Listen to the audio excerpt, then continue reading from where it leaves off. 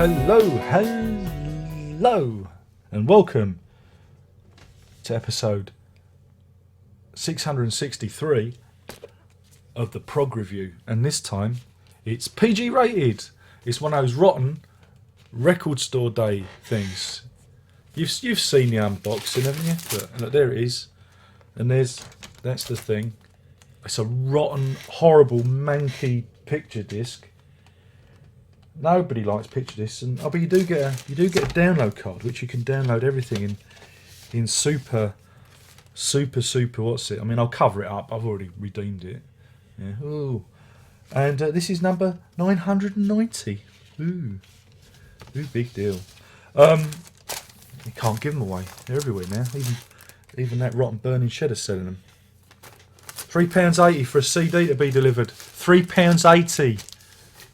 I can send a CD out, second class, for 85p. I'm going to keep going on about it until you fix it. I've got no other issue with you burning shed, but I'm going to keep moaning about that issue. I think £3.80 for this to be delivered to me was extortion. And that's why I don't buy CDs from you. Right? So, sorry about that. I went off on one. Anyway, yeah, so this is this is PG rated. And it's a record store day reissue, but I'm hoping that they'll do a proper black vinyl and CD edition later on in the year, because the warp on this, it's like watching a roller coaster. It's like that. Luckily, it doesn't affect the playback, because my record deck's built like a Volvo, someone said on the live stream once, and so it can track, but it's not nice. And it's you're probably wondering, rated PG, what does that mean? PG, oh. Well, it stands for Peter Gabriel, doesn't it? Rated PG. It's a clever pun on movies and him doing movie soundtrack songs, and he's pulled them all in to a nice album. And it's about time he's done this, because I've owned these tracks digitally. Don't ask. I might have bought them. My Uncle Don Load might have helped me out. You know. But I've owned these tracks for a long time, and I was kind of looking forward to actually owning them in the real world. It's real world. See, I'm doing all the jokes real world. Starts off with That'll Do, from Babe to Pig in the City, probably the singular most disturbing film ever made. I'm a big fan of Babe. It's bacon, isn't it? Bacon, talking bacon. What more could you want? I haven't had a rasher of bacon in ages. I'm almost living a vegetarian life these days. I've got this rule, you see, I won't eat anything with a face. So, fish and chickens and fish, they don't have faces, do they? So, it works for me. So, yes, That'll Do. He didn't write that one. Randy Newman, I think. Didn't Randy Newman write that one? Let's have a look on the credits. Yeah, Randy Newman. Randy Newman, that'll do. That's my Randy Newman impression for the day. Everyone loves it in the Lock household. If they don't, they get sent to the cupboard under the stairs. But yeah, Babe 2, Pig in the City, very disturbing. There's two bits. There's a bit where the little doggy with the wheelchair dreams he's going to heaven, and there's another one where the dog nearly drowns and he's got his leg trapped. I saw it at the cinema. I came out. I mean, I guess I was in my 30s then. I was distraught, but at least Gabriel singing at the end calmed my nerves somewhat. That's followed by Down to Earth from the film Wall-E. I remember once Verity had an earache. It was 4 a.m, and we watched Wall-E. Well, no, I watched it and she fell asleep on the sofa, because that's parenting for you. I didn't sleep that night, but I did watch Wall-E for about the 5th time. I love that film. In fact, wait a minute. Wait there.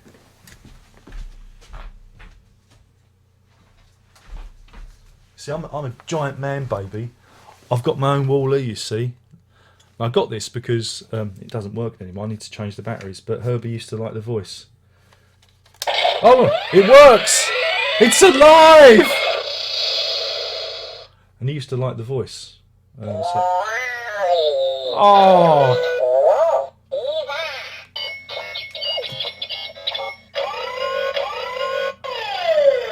I thought he needed new batteries, but he doesn't. Oh, I could play with that all day. But I got that for Herbie, but then he lost interest, and then I got it, so because it was expensive. I'm not a giant man baby who collects random sci-fi objects. It's all a lie. It's all a lie. I don't collect random rubbish from popular culture like all these other man babies. Stop it. Leave me alone.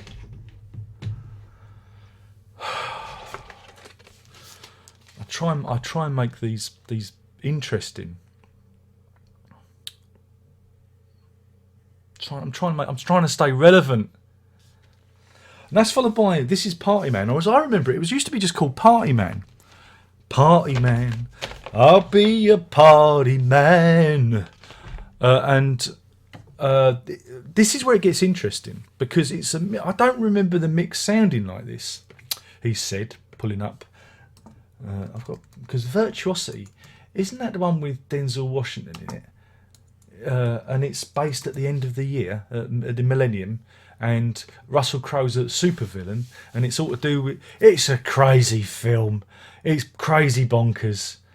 And yeah, Russell Crowe is a virtual reality villain who's been made from the bits of all the serial killers. I think that's how it went. Or did I dream it? But yeah. Oh God. And Denzel Washington, yeah.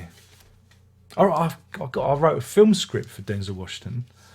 It's like a Deliverance kind of style film script where he's a lawyer from upstate New York, and he's driving down to the south of the southern parts of America, and he has a car accident. It goes a bit like Misery, but he's broken his leg in a car crash. But the locals, they still have slavery, and so they keep him as their slave, and he has to escape.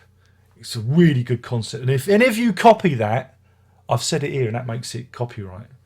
But it's a really good script, lots of twists, lots of twists, bit of Stephen King, bit of Deliverance. You know what I'm saying? But he's never got back to me on it, so there you go. Then there's The Book of Love from a film called Shall We Dance? Never heard of that, but I know the song because I got it. And Taboo from Natural Born Killers, which has the vocals from Nusrat Fateh Ali Khan. That's got to be good, and it's good to hear that again. Every Bird is is on side 2, and that's a new bird film called Birds Like Us, not Spies Like Us. Awful film. And then Walk Through the Fire, which is again a personal favourite from the film Against All Odds. Again, different mix, and I'm sure there might be some new vocals in there. I've got to listen to it on the headphones, on the cans. That's what people in studios call them, cans. All right, so you've got to remember that. Cans. Pass me the cans. And you hand them tins of beans. That's the wrong thing. You'll be fired from the studio. Headphones, cans. But I'm sure it's a different mix, and I really liked it. I went all when I heard it. Seriously, the missus thought I'd lost my marbles. But yeah, Walk Through the Fire. Against All Odds, you might remember little Bill Collins. He wrote a song for that. He's like, take a look at me. No, wrong song. It's against all odds, and that's what I've got this face. I think that's how it goes. And that's followed by Speak from a film called Reluctant Fundamentalist. No, the film wasn't particularly familiar with the track because it's more of a new one. But there's a guy, the vocalist on it, is called. I've got to get his name right because I don't want to mangle it. Atif Aslam, who does a really good vocal. I really liked it for a new thing. Nocturnal, it's all right. It's not one of my favourites, but it rounds off with that classic scene, with the boombox from Say Anything, yeah, with Cusack, yeah, John Cusack. Am I right? Cameron Crowe. I know what I'm talking about. In your eyes, in your eyes, in your eyes. And you got the big In Your Eyes from Tony Levin. Different mix again. Very exciting. And you really hear the backing vocals, and it's like, yeah, why won't you release So as a surround sound album, you bugger? And that was it. I mean, it's really good. I really liked it. I think it's great. And it's about time this happened. Shitty bloody. No one likes picture discs because that's what they're for. They're for just putting on the wall and looking at. He said, like that. Got to put it right because otherwise you won't see it. Won't be in frame. That's all picture discs are good for. But let's hope that there is a proper reissue. But in terms of rating, it gets 5 that'll do's out of 5.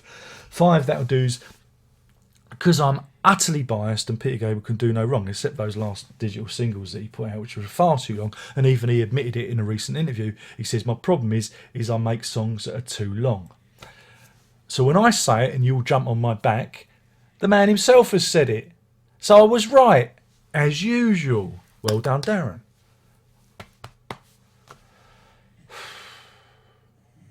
But yeah, should you get a copy? Absolutely. But use the download card. Use the download code.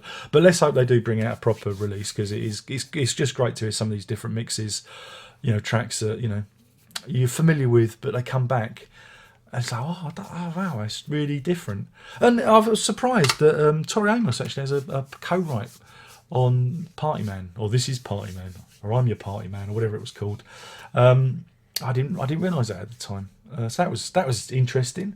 So yeah, do pick it up. And it's a shame that they didn't release Night Song on vinyl by Nusrat Fateh Ali Khan and Michael Brook, but they said they're going to reissue it properly later in the year. There was some production issues, so I look forward to that. And that's it. I've only done 2 record store day things this year because they're all very expensive and there wasn't much there for me to get excited about. So yeah, thank you for watching. My name's Aaron Locke. This is, I better hold it up. This is Rated PG by Peter Gabriel. He was in a band called Genesis. You may have heard of them. And this is his soundtrack album, About Time 2. And it's really, really, really good. Don't forget to like this video or dislike it. It's all engagement. Don't forget to leave a comment. What's your favourite progressive rock-based soundtrack song or album? Is it Phil Collins? Is it Peter Gabriel? Is it Banks and Rutherford's contribution to the film The Shout? No? Who remembers that? The Shout? No, just me then. And